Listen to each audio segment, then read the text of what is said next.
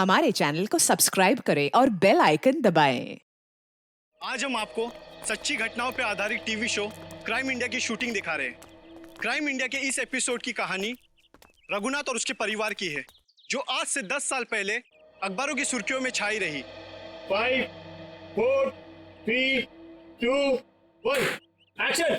Welcome friends, आपका स्वागत है क्राइम इंडिया के नए शो में। ये कहानी बहुत ही रोमांचक और रहस्य से भरी है। ये कहानी 10 साल पहले शुरू हुई इस बंगलो से। यहाँ रहते थे मिस्टर रघुनाथ अपने परिवार के साथ। एक खुश परिवार। फिर सारी खुशियाँ एक पल में छिन गईं।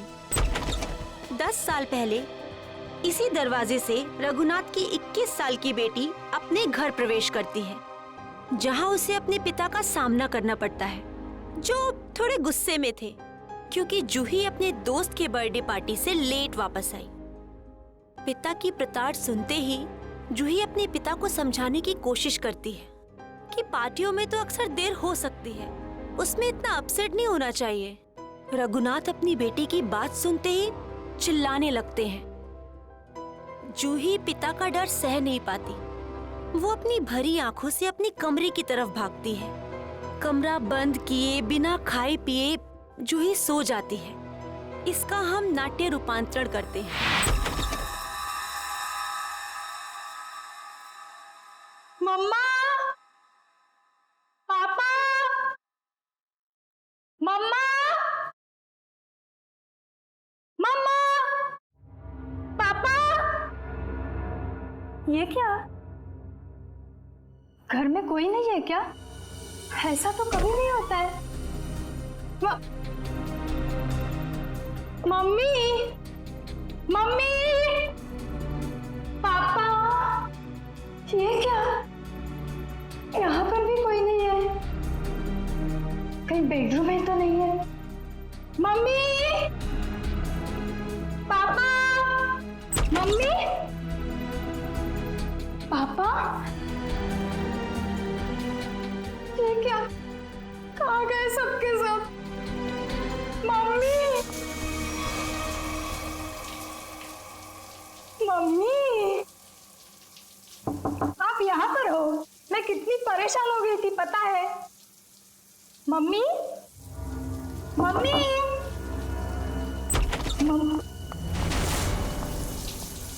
ये क्या? पानी का नल खुला छोड़ के मम्मी तो ऐसा कभी नहीं करती। मम्मी, पापा, राहुल, राहुल, राहुल, राहुल। अरे राहुल को स्कूल छोड़ने गई होगी मम्मी।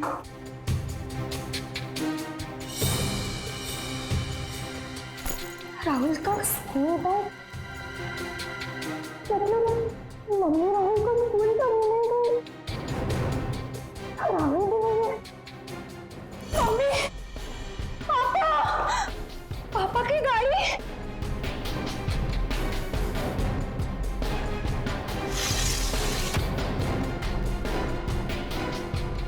पापा की गाड़ी तो यही है।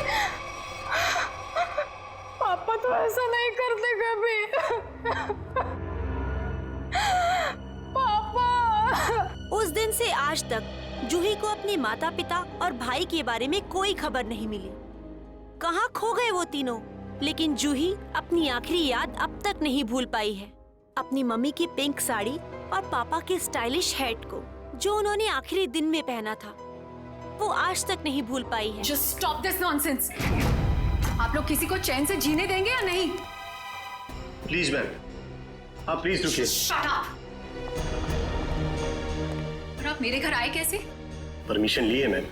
To hell with your permission. लोग मेरी जिंदगी को टेलीविजन शो का तमाशा समझते हैं।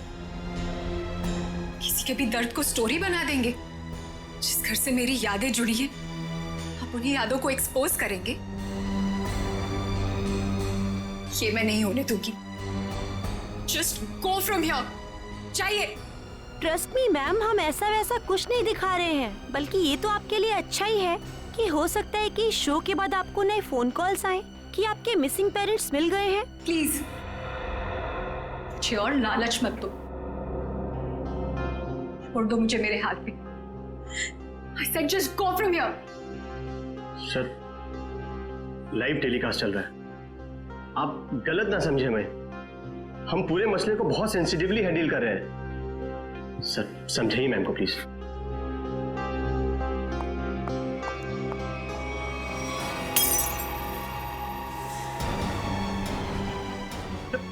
समझाइए ना, क्या करिए? तुम लोग जाते हो यहाँ से या मैं अपनी जान लूं?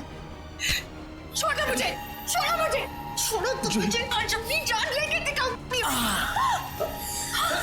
उदय, उदय, कितना खून निकल रही है। पैकअप, चलो चलो चलो, इन्हें हॉस्पिटल लेके चलो। चल चल।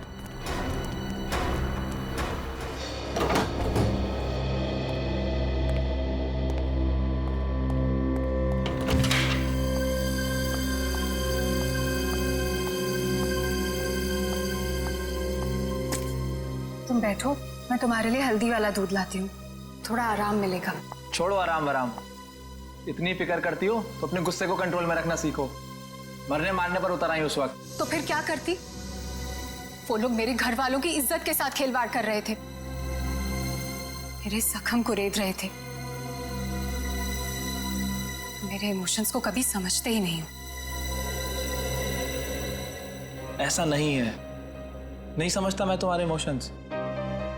जूही, मैंने ही कहा था, बहुत हिम्मत वाली लड़की हो। जिस तरह से तुमने इस दुख को समेटा और जिंदगी को फिर राह पर ले आई, कोई और होता कब का टूट जाता। तुम जैसा हमसफर बहुत नसीब से मिलता है। और तुम जैसा हस्बैंड भी हर लड़की को नहीं मिलता। इसी बात पर दूध नहीं, ग्रीन टी हो जाए। ठीक है, बैठो, मैं अभी लाती हूँ।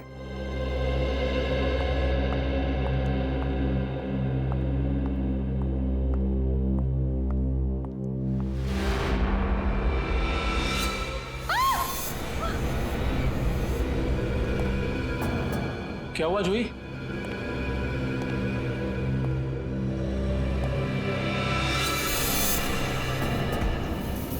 आपको क्यों लगता है कि ये हैट आपके पापा का है? कोई निशानी, कोई पहचान? ये उनका फेवरेट हैट था, मैंने बचपन से उन्हें यही हैट पहनते देखा था। देखिए जूही जी, प्लीज बुरा मत मानिएगा, लेकिन इससे ये प्रूव नहीं होता कि ये हैट आपके पापा का है। कोई खास दूसरी पहचान, कुछ भी? उदय, इन्हें पापा के वो सारे फोटोज दिखाओ जिनमें उन्होंने यही हैट पहना था।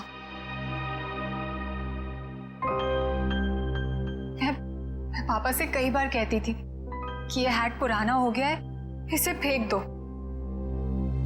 पापा कहते थे मेरा सर भी पुराना हो गया है, उसे भी फेंक दूं क्या?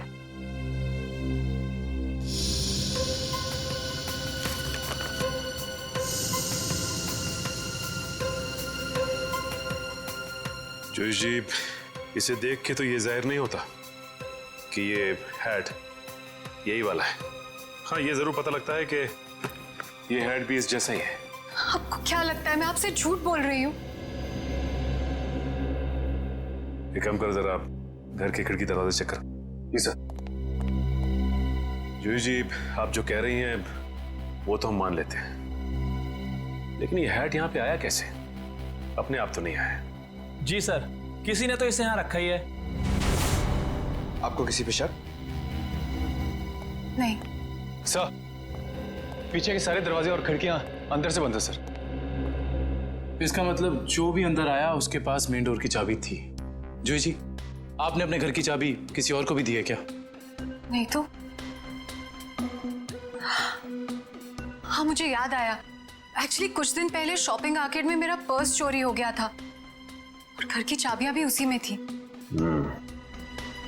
बड़ी लंबी प्लानिंग की गई है, लेकिन 10 साल बाद ये हैट यहाँ रखने का क्या मतलब हो सकता है? पूरा का पूरा परिवार गायब होता और किसी को भी पता नहीं चलता। ऐसे कैसे कोई गायब हो सकता है?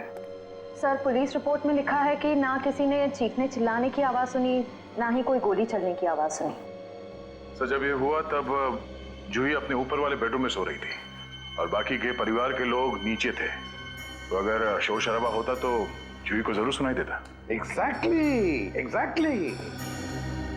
अच्छा, इस वॉचमैन का क्या कहना है? सर उसने बताया कि उसने ना किसी ऐसे आदमी को और ना ही ऐसी किसी गाड़ी को बाहर जाते हुए देखा। सर यहाँ तक कि उसने रघुनाथ जी की फैमिली को भी उस घर से बाहर जाते हुए नहीं देखा। सर रिपोर्ट में ये भी लिखा है कि घर में जबरदस्ती अंदर आने का कोई निशान भी नहीं मिला था। सर एक बात समझ में नहीं आ रहा, जब घर के सारे लोग गायब है तो ये जूही कैसे बच गई? वही तो, जूही को क्यों छोड़ा है? सर हो सकता है उसे जानबूझकर किडनैप नहीं किया गया, ये भी कोई साजिश हो। अच्छा, उस हैट पर से कोई उंगलियों के निशान मिले? हाँ सर, उस हैट पे 5 लोगों की उंगलियों के निशान मिले हैं। 2 तो जूही और उसके हस्बैंड के हैं, बाकी के मैच नहीं हुए हैं। जूही और उसके पति की उंगलियों के निशान। हो सकता है 10 साल बाद जब अपने पिता की हैट देखी तो दोनों ने उठाई होगी। सर अखबार की एक कटिंग में लिखा था कि रघुनाथ जी के एक भाई हैं, हिमांशु, जिनसे उनकी ज्यादा बनती नहीं थी। दोनों भाइयों में प्रॉपर्टी को लेकर कोई झगड़ा चल रहा था। और बाद में हिमांशु ने जूही से कुछ पुराने इन्वेस्टमेंट्स लौटाने के लिए कहा था। सर दया, इस हिमांशु के बारे में पता लगाना पड़ेगा। सर एक और बात पता चली है। क्या?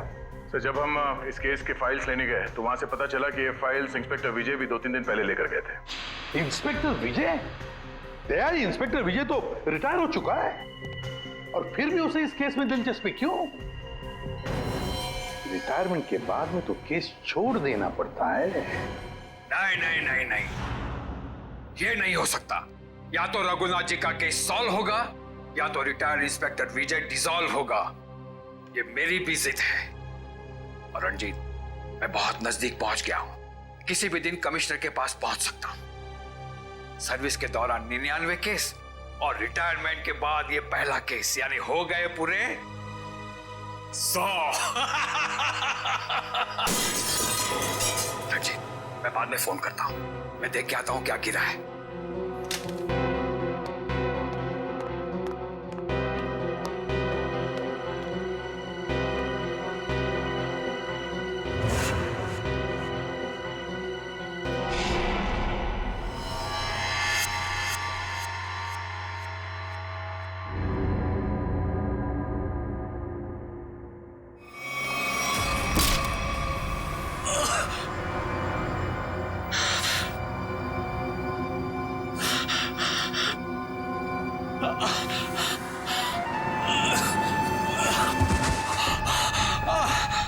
इंस्पेक्टर विजय, शायद तू भूल गया है कि अभी तो इंस्पेक्टर नहीं है, रिटायर्ड इंस्पेक्टर हो गया है।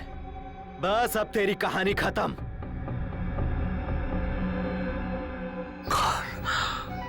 कौन हो तुम? बहुत ठोका था ना मुझे, अभी तक मेरी हड्डियां बोलती हैं। बस अब बस चार्जशीट भूल जा, फाइल भूल जा। क्यों दबे हुए केस को हवा दे रहा है? बंद कर दे वो केस, बंद कर दे।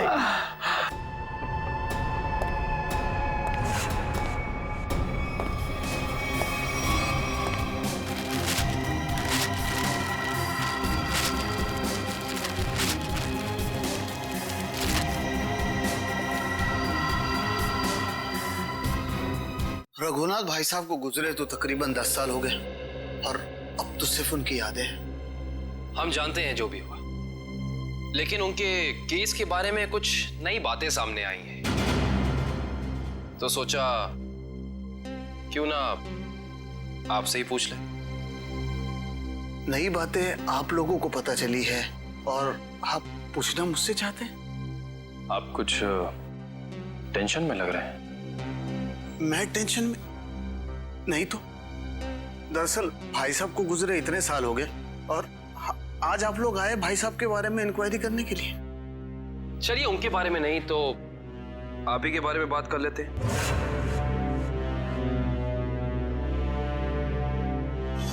कल दोपहर में कहां थे आप? कल ऑफिस में था। ऑफिस?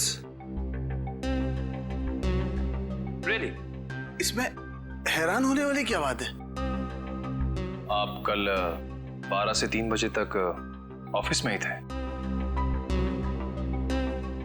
एक्चुअली मैं लंच आवर्स में घर आता हूँ 2-3 घंटा रेस्ट करने के लिए। आपके घर का एड्रेस 54 गुलमोहर रोड है ना? जी नहीं।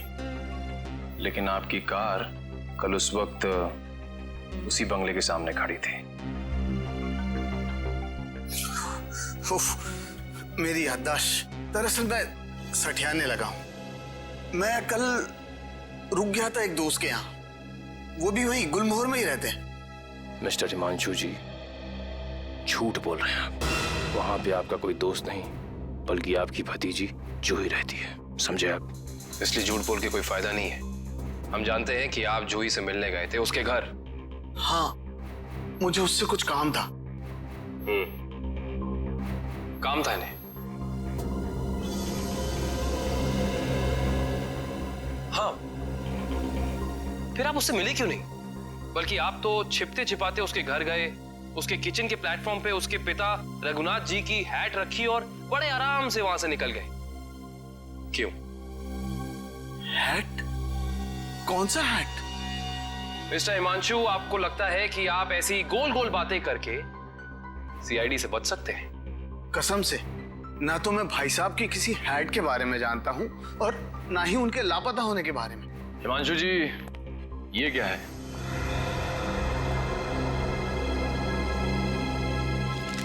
बॉन्ड्स है, मेरे ही है। यही चुराने गया था मैं वहां। बॉन्ड्स? हिमांशु जी, आप अपने ही बॉन्ड्स चुराने गए थे? मिस्टर हिमांशु, आप क्या बचपन से ही ऐसी बेफिजूल की पहेलियां बुझाते रहते हैं? पहली नहीं, सच कह रहा हूं। मैंने और भाई साहब ने मिलकर इन्वेस्ट किया था इनमें, लाखों के है। भाई साहब लापता हो गया और जूही कब्जा करके बैठ गई, दे ही नहीं रही थी। क्या करता, अपनी ही चीज चुरानी पड़ी। हिमांशु जी, चलिए मान लिया एक पल के लिए कि आप सच बोल रहे हैं, लेकिन मैं सच ही कह रहा हूं, लेकिन एक बात आप लोगों को बोलना भूल गया। जैसे ही मैं बॉन्ड्स लेकर वहां से निकल ही रहा था कि अचानक दरवाजा खुलने की आवाज आई। मैं घबरा कर छुप गया। मुझे लगा कि शायद उदय या जूही होंगे, लेकिन कोई और ही था। कौन था? मैं उसका चेहरा तो नहीं देख पाया, सिर्फ पीठ ही देख पाया। लेकिन इतना तो तय है कि वो उदय नहीं था, क्योंकि वो उदय से काफी लंबा और तगड़ा था। बाल लंबे थे, जैकेट पहन रखी थी और शायद जीन्स थी। अच्छा, और कोई खास बात याद है आपको? कोई खासियत, जैसे उसे भीड़ में देखे तो पहचान लें? हाँ, उसके शूज क्रोकोडाइल लेदर के थे। Crocodile leather?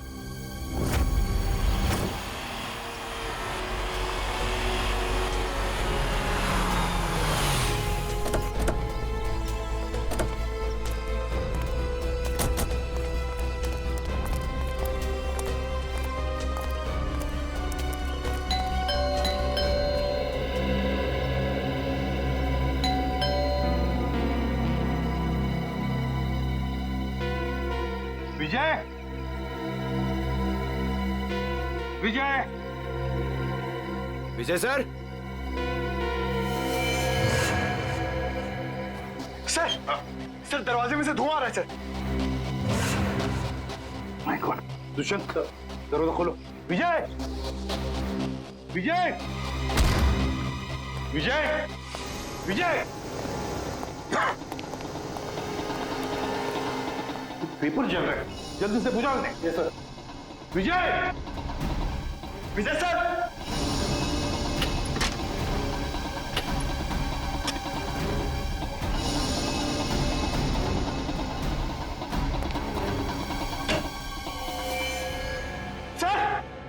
सर जल्दी आइए।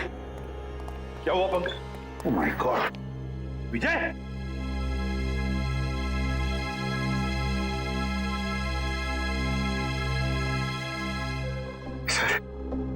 सर ये मर चुके। सिर पर वार किया है, गोली भी चली है सीने में। सर, दो गोलियां लगी हैं। माय गॉड,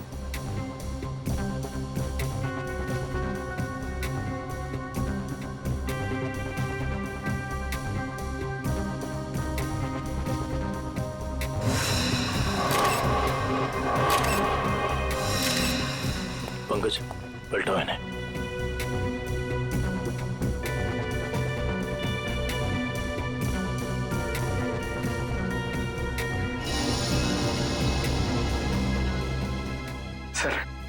सर ये कैसे हो सकता है सर?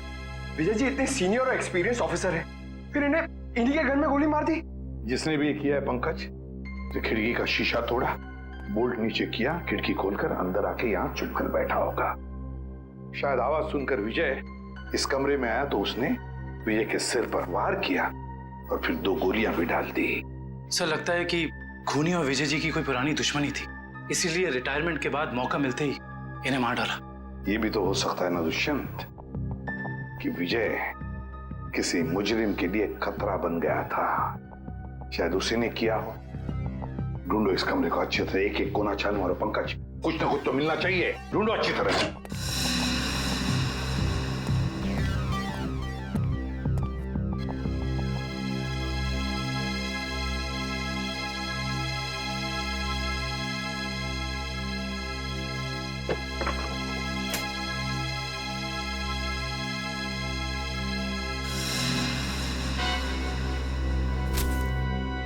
सर हाँ ये देखिए, रघुनाथ जी की केस फाइल, लेकिन इसमें कोई पेपर नहीं है सर। बाकी सब केस फाइल के पेपर्स हैं।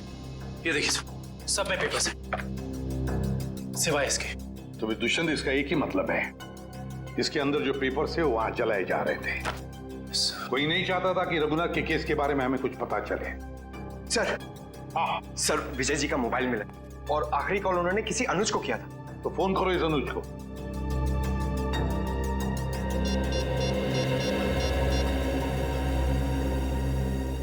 हेलो अनुज कुल्फी वाले, अरे यार मैंने 10 कार्टन मलाई कुल्फी बोली थी, क्या हुआ? अभी तक भिजवाई क्यों नहीं? क्या कुल्फी वाले नहीं हो? तो फिर कौन हो तुम? मॉडल? मॉडल है? मॉडल अनुज? मॉडल और पुलिस वाले का क्या कनेक्शन हो सकता है? सर कनेक्शन ये है कि आज से 3 साल पहले तक जूही मेरी गर्लफ्रेंड थी और 10 साल पहले जूही का पूरा परिवार गायब हो गया था। और इंस्पेक्टर विजय को यह लगता था कि शायद मैं उनके गायब होने के बारे में उन्हें कुछ इंफॉर्मेशन दे सकता हूं। तो क्या कहा तुमने इंस्पेक्टर विजय को? कुछ नहीं सर, मैंने उन्हें वही कहा जो मैं पहले से कहता आ रहा हूं कि मैं कुछ नहीं जानता। तुम्हें कुछ नहीं पता? पंकज, अरे ये किधर जा रहे हैं आप लोग? तुम्हारे घर की तलाशी ले रहे हैं। अच्छा अनुज, ये बताओ कि जूही के घर से उसके पिता की हैट मिली है, इतने दिनों बाद वो हैट वहां कैसे आई? सर मैं आपसे सच कह रहा हूं, ना तो मैं किसी हैट के बारे में जानता हूं और ना ही किसी गायब हुए परिवार के बारे में। अनुज, तुम्हारे और जूही के परिवार एक दूसरे को अच्छी तरह से जानते थे और फिर भी तुम कह रहे हो कि तुम्हें कुछ नहीं मालूम है? चलो ठीक है, तो अब बताओ कल दोपहर को कहां थे तुम? कल मैं अपने एक फ्रेंड के एग्जीबिशन की ओपनिंग में गया था। फ्रेंड की एग्जीबिशन की ओपनिंग में गए थे? अच्छा। सर इसके घर में तो कुछ नहीं मिला और वो जूते भी नहीं जिसके बारे में हिमांशु ने हमें बताया था। अनुज, तुम होशियार बनने की बहुत कोशिश करते हो, मगर हो नहीं। फिर से मुलाकात होगी।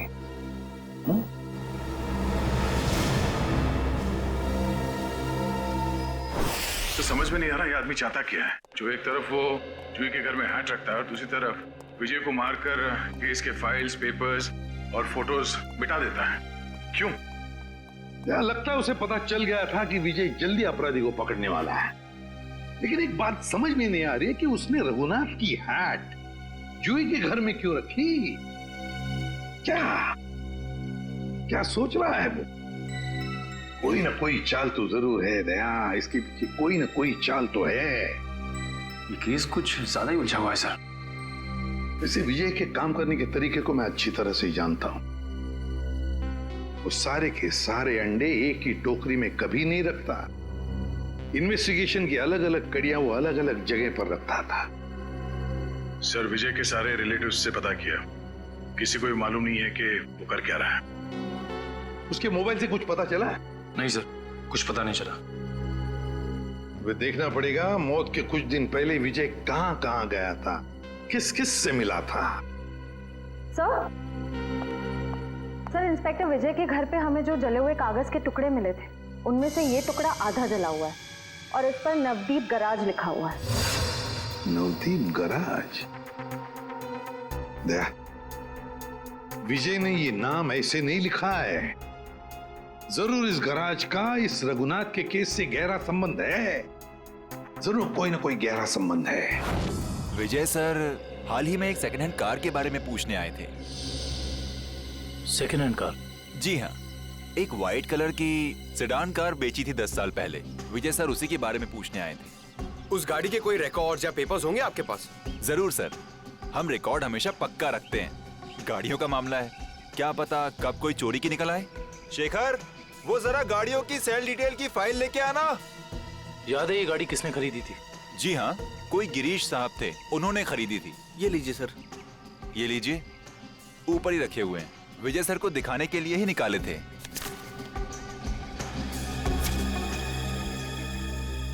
ये देखो, ये कार 14 अप्रैल 2004 को बेची गई थी।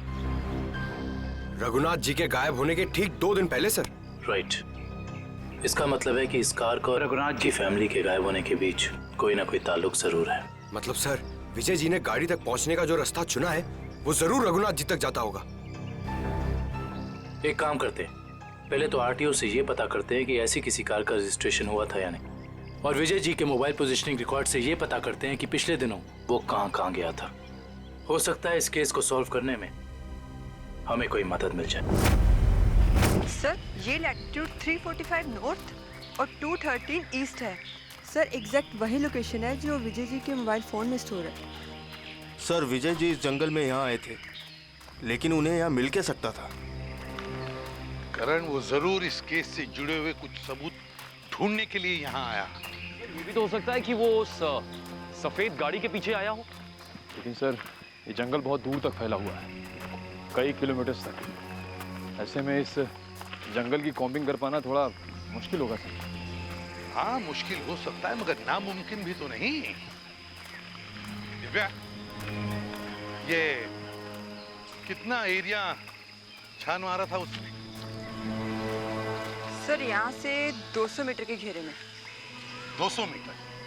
बस फिर फैल जाओ चारों तरफ।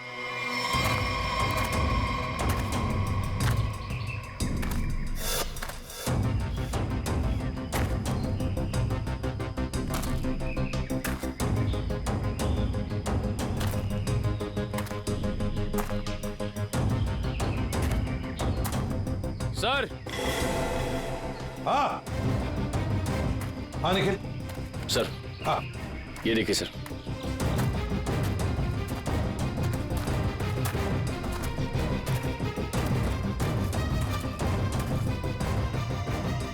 MS01 Y 5371।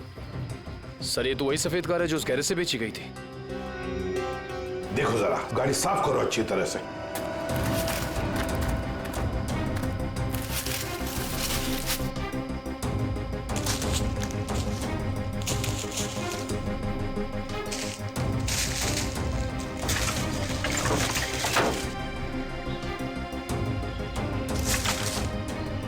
साफ करो, अच्छी तरह से साफ करो।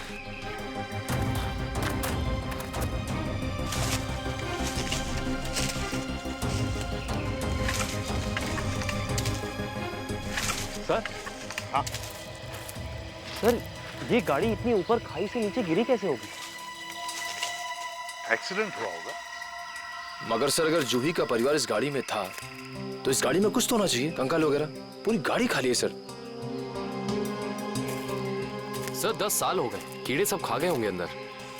हाँ, मगर केविन कुछ तो मिलता, कुछ तो मिलता है ना। एक काम करो, ये गाड़ी के अंदर जितने भी धूल मिट्टी है सब इकट्ठा करो। करण, जाकर वैक्यूम क्लीनर लेके आओ। सर, ऐसा भी तो हो सकता है कि वो लोग कभी गाड़ी में थे ही नहीं। केविन, ये भी तो हो सकता है कि गाड़ी के अंदर जितने भी परिवार वाले थे उनकी लाशों को कहीं और फेंक दिया और गाड़ी को यहाँ खाई में लाकर नीचे ढकेल दिया।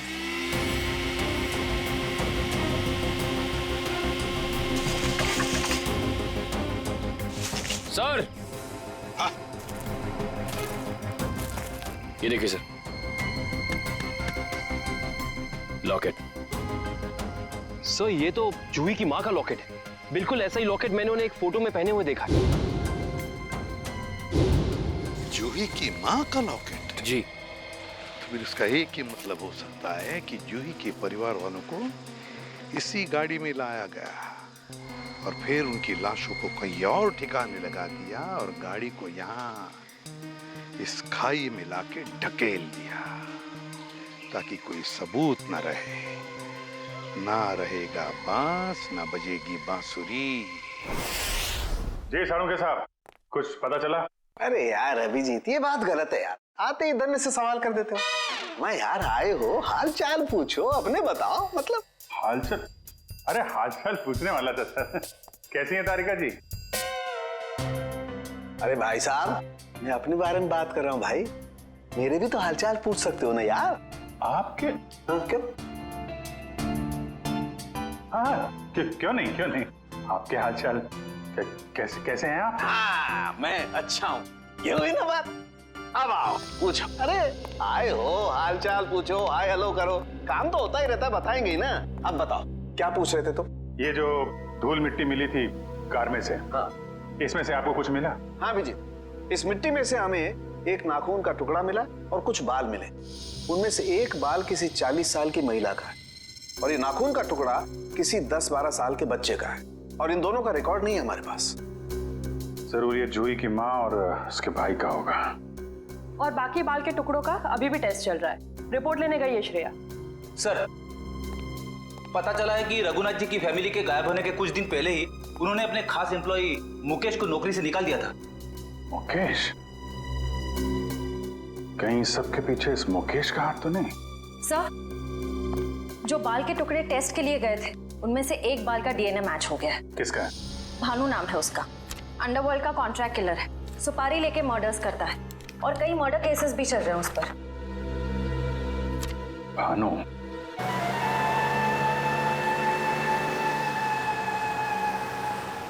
मुकेश, तुम्हें पूरा यकीन है ये बाइक वाला आदमी भानु ही है?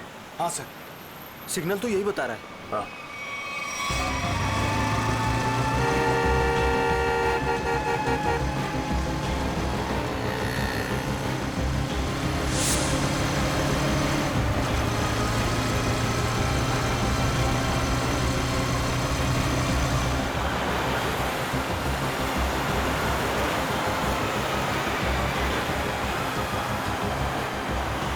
अचानक गायब कहाँ हो गया?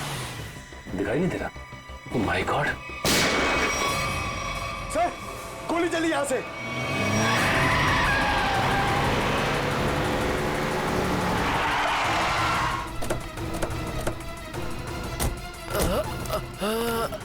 बताओ भानु, कैसे हुआ ये सब? बोलो भानु, कैसे हुआ? बोलो Bhanu. Tiger point. Tiger point पे क्या भानु? भानु! ओह माय गॉड! ये तो मर चुका है।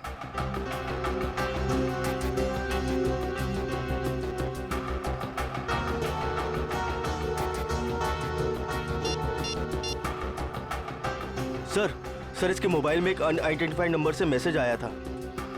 एक मिनट।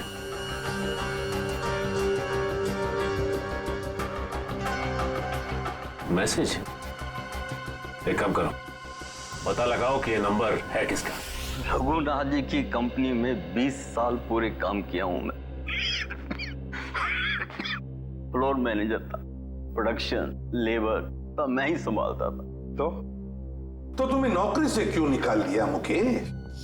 जी सच तो ये है कि दोनों पार्टनर्स में यानी कि कुमार साहब और रघुनाथ जी के रिश्तों में दरार आ गई थी। दरार?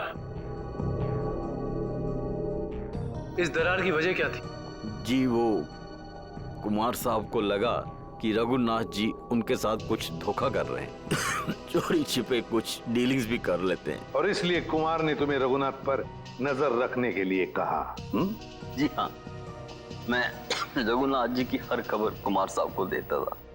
वो किससे मिलते हैं, क्या डील करते हैं, क्या लेन देन है, सब। और जब रघुनाथ ने तुम्हें पकड़ लिया ये सब करते हुए, तो उन्होंने तुम्हें काम से निकाल दिया। जी हाँ। और उसके ठीक 1 साल बाद में कुमार जी और रघुनाथ जी ने अपनी पार्टनरशिप खत्म कर दी। जी हाँ, ये तो होना ही था। अच्छा, वैसे इंस्पेक्टर विजय क्या जानना चाहते थे तुमसे? जी वो कुमार साहब के एक्सीडेंट के बारे में पूछने आए थे, जिनमें उनकी बच्ची और बीवी भी चली गई थी। और इंस्पेक्टर विजय को ऐसा लगता था कि ये एक्सीडेंट नहीं बल्कि एक मर्डर है। और जब पार्टनरशिप रही नहीं तो मर्डर की भी बात नहीं आती? जी दोनों पार्टनर अलग भी इस तरह हुए जैसे रजामंदी नहीं थी। और फिर दोनों एक ही बिजनेस में कंपटीशन करने लगे, और वो भी इस तरह के जैसे एक दूसरे को बर्बाद कर देंगे।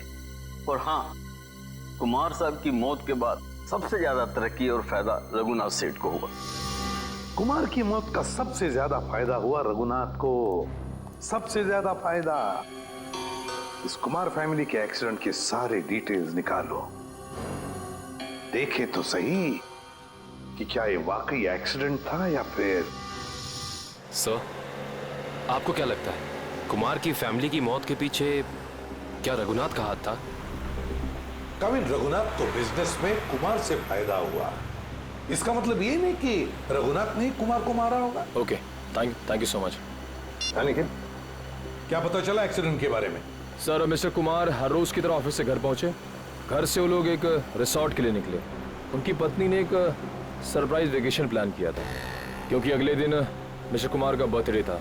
वो लोग उसी रिसोर्ट में बर्थडे सेलिब्रेट करने वाले थे। जब ये जा रहे थे, इनका बच्चा भी इनके साथ में था, और उसी दौरान ये एक्सीडेंट हुआ। किस्मत भी अजीब खेल खेलती है, जहाँ एक पल खुशियाँ थीं, अगले ही पल मातम छा गया। सर, लेकिन ये एक्सीडेंट हुआ कैसे होगा? गाड़ी का अचानक ब्रेक फेल हो गया। मिस्टर कुमार की गाड़ी की स्पीड बहुत तेज थी, वो गाड़ी को काबू में नहीं कर पाए और गाड़ी लुढ़कते लुढ़कते खाई में जा गिरी। कार के ब्रेक्स अचानक फेल हो गए। अचानक, बड़ी अजीब बात है। सर, गाड़ी बिल्कुल नहीं थी। मिस्टर कुमार ने एक हफ्ते पहले ही वो गाड़ी खरीदी थी, तो ब्रेक फेल होने का सवाल ही पैदा नहीं होता। सर, वही तो। सर, ऐसा भी तो हो सकता है कि कुमार की ही फैमिली के किसी मेंबर ने रघुनाथ की फैमिली से बदला लेने के लिए ये सब किया हो। कुमार परिवार की मौत के 20 साल बाद कौन बदला लेना चाहता है? जहां पर एक्सीडेंट हुआ वहां पर मिस्टर एंड मिसेस कुमार की लाश मिली थी, बच्चे की लाश नहीं मिली है ना?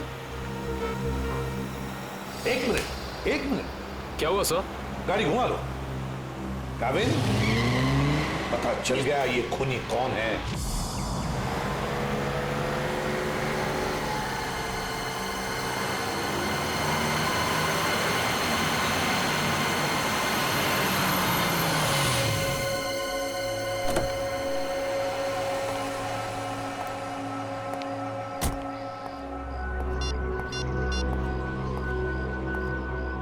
हेलो, हाँ मैं पहुंच गया हूँ 42 माइलस्टोन के पास।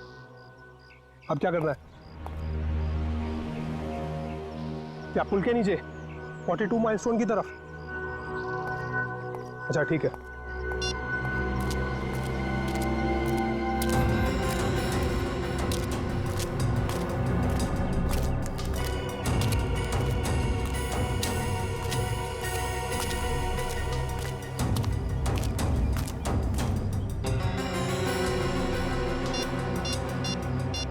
हेलो, हाँ आप किधर आना है? ये लेफ्ट राइट क्या लगा रखा है? पागल समझ रखा है क्या?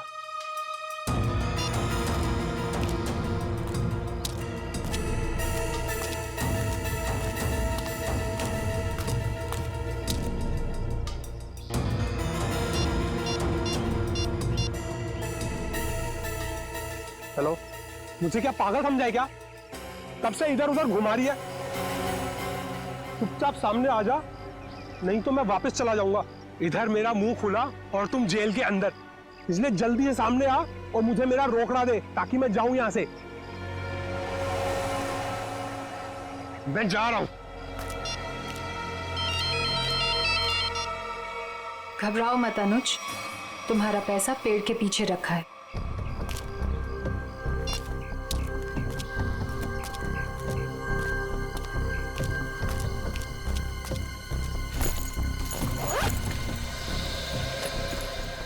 वाह रे वाह, क्या तकदीर है मेरी।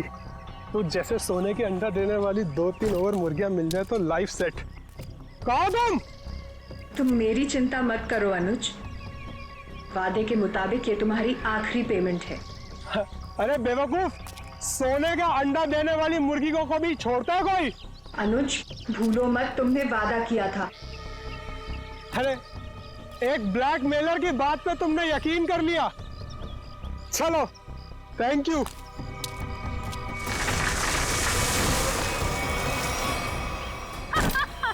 ये क्या कर रहे हो जोई तुम?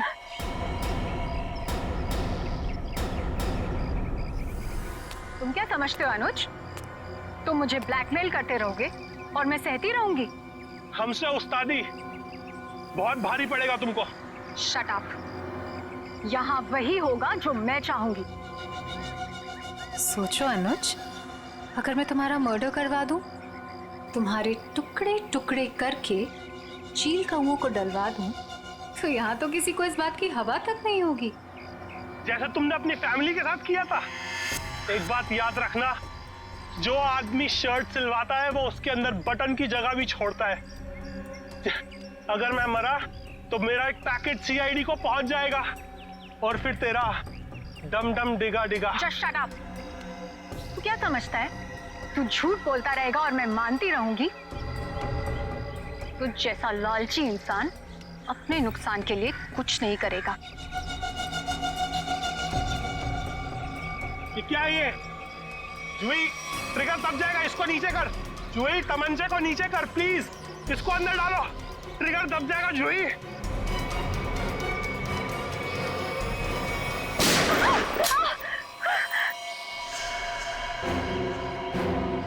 सीपी सर, आप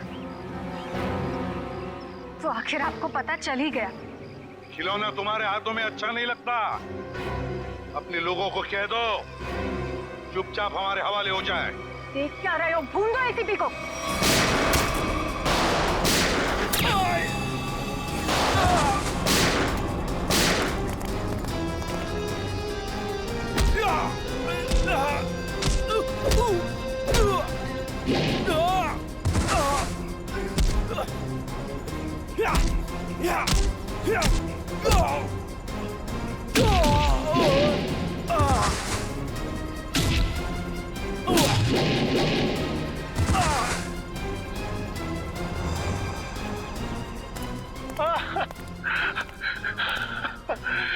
नहीं सर, मैं छोटा मोटा ब्लैकमेल हूँ sir.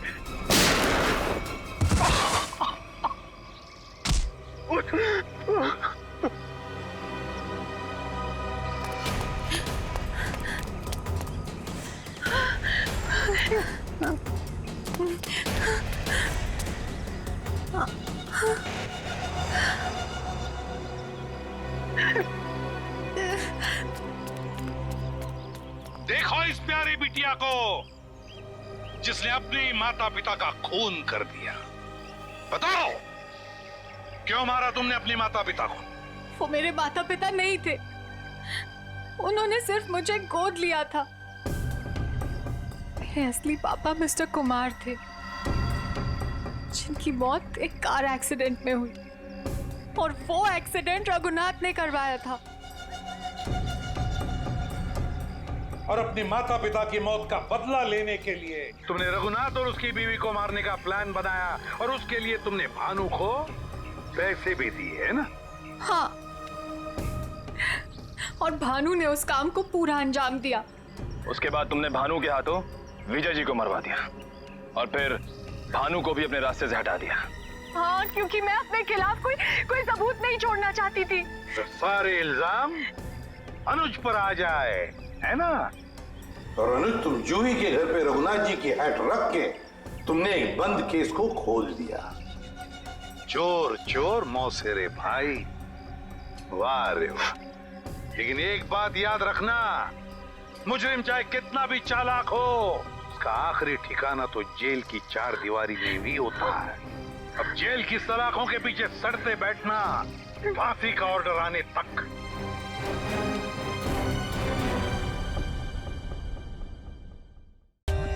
For more updates, subscribe to our channel, click the show links and enjoy watching the videos.